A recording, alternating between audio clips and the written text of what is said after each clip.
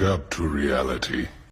21/12/25 રવિવારના દિને મારા એકના એક દીકરાની 19મી વર્ષગાંઠ હતી, જે દીપક ઇજાદારની.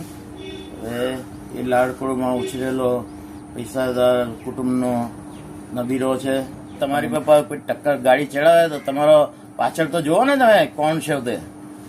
એટલે પેલે ભાઈ એમ ફરી મસાલ તે કંઈ એની પર તાકી નથી કે ધમકી નહીં આપી કે હું એને કંઈ બોલ્યો નથી કે કોઈ મારા પોલીસ જે કંઈ કાર્યવાહી કરે એમાં હું કોઓપરેટ કરીશ.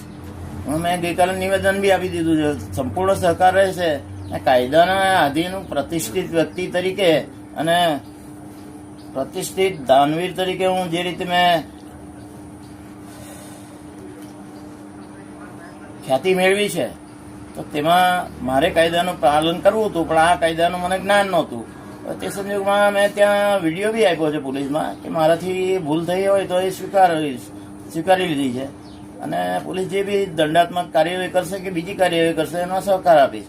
પણ જે કંઈ મેં 20-25 લાખના ખર્ચે ગરીબ દર્દીઓને અનાજની કીટ, બાથ ટોવેલ ને 1200 પેશન્ટોને અનાજની કીટ, બાથ ટોવેલ અને સાડી આપી, મારા દીકરાના જન્મદિવસે એને ગિફ્ટ ન આપીને, તો તેનું રીલ વાયરલ નથી થઈ. આ ફટાકડા ફોડ્યા તેની રીલ વાયરલ થઈ. આ કંઈ ન્યાયની વાત નથી.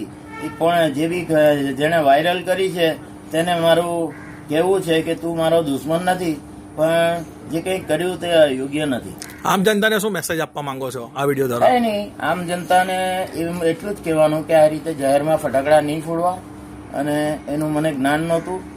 મને એવું હતું કે બધા વરઘોડામાં ફટાકડા ફૂટે જ છે, ત્યારે ટ્રાફિક જામ થાય છે, તો એમાં જાહેરનામાનો ભંગ ન થાય એની પોલીસ કાર્યવાહી કરે એવું કોઈ દાડો જોયું નથી. આ તો દીપક ઇજાદારે ફોડ્યા એટલે બધું વાયરલ થઈ ગયું. આ વાત છે, બીજું કંઈ છે ને. એટલે જાહેર જનતાને એવું કહેવું કે જાહેરનામાનો ભંગ થશે તો પોલીસની કાર્યવાહી માટે તૈયાર રહેવું.